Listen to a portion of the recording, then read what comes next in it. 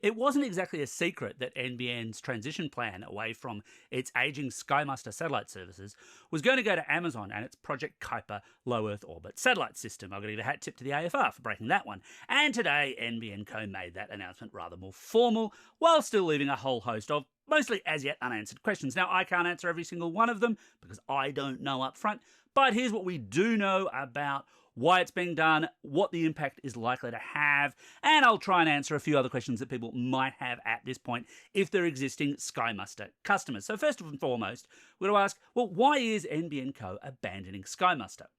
So when the SkyMaster satellites were launched in 2015 and 2016, they were done as a method of providing broadband access to the most remote parts of Australia. The plan here was always to cover off the areas where it wasn't really financially or in some cases geographically prudent to provide fixed wireless or fixed line services. The issue with geostationary satellites, with most satellites actually, is that, well, physics is a pain. The Earth is bigger than the satellites, so the satellites get drawn to Earth in accordance with the known laws of the universe, in effect, which basically means every single satellite is living on borrowed time. We know with SkyMaster that borrowed time, in terms of it being useful for service life, is estimated somewhere around 2032, which basically meant they were always living on borrowed time. There always had to be a replacement. So what's different about Amazon's Project Kuiper? Well, where SkyMaster uses a pair of satellites in fixed orbit to deliver services, Project Kuiper uses a constellation of satellites at a much lower orbital distance, hence there being low Earth orbit systems. Again, look, the physics gets complicated, and if you want to understand it simply, you can just go with closer equals better. If only I had an infographic. Oh, look, here's one. Now, this is Amazon's infographic, obviously, but it does illustrate pretty neatly the idea here that if you've got a satellite system that's much, much closer to the Earth, then the distance that your data has to travel to and from those satellites is much shorter, so you can deliver faster services. Now, so far, Amazon's actually only got about 27 satellites in orbit, but the eventual plan is to have more than 3,000 of them located around the world to deliver service globally.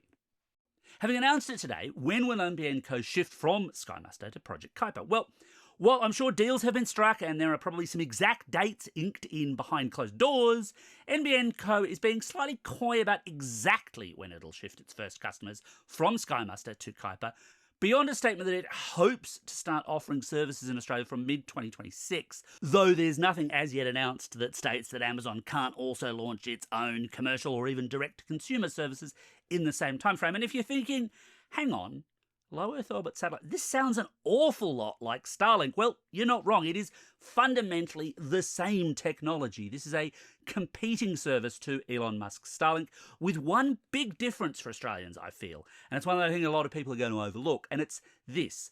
Starlink is a private company subject to the whims of its owner. NBN Co is a government-owned entity with an obligation to provide service. So if I personally annoy Elon Musk enough, and gotta say, it is kind of tempting. He does seem to have a somewhat thin skin, but if I annoy Elon Musk enough, he can conceivably cut off my Starlink service were I to be a Starlink customer, whereas NBN Co can't exactly do that. It's not exactly the same kind of story. I guess the flip side of that, though, is Starlink is sold to just around everyone. I'll get onto who can get these Project Kuiper services in a minute. So what about plan pricing? Well, here we don't know an awful lot. In a statement, NBN Co said that NBN Co will shortly start consultation with RSPs, regional communities and stakeholders to help inform what speed tiers are offered, wholesale pricing and the upgrade for customers. So, yeah, we don't know right now, although I'd certainly hope, given that NBN Co will not be responsible for the maintenance of this equipment and it's an existing, or it will be an existing system anyway, that we shouldn't see large-scale price increases. And to give that some context, right now, SkyMaster plans run from around $60 to $100 a month, depending on speeds and data provisioning. So it'll be kind of interesting to see how those newer plans compare, given the potential for some considerably better speeds under an LEO system.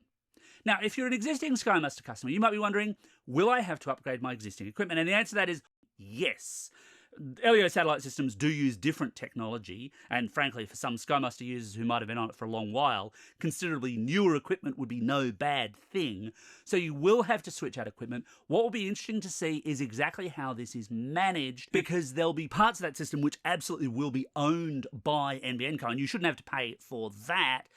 But what you should not necessarily need to upgrade is any internal stuff. So if you've got an existing Wi-Fi router, presuming this connects through standard Ethernet, that kind of thing, then that should not necessarily need upgrading or changing. External equipment, however, will need an upgrade, and there will presumably be a transition period in which you might have a SkyMaster satellite dish still operating to keep your broadband flowing while a Project Kuiper dish or other equipment is put in place or sent to you for self-install. Now you might be thinking, well, if these satellites cover all of Australia, will all of the NBN shift to Project Kuiper? And honestly, it is highly unlikely that this will happen.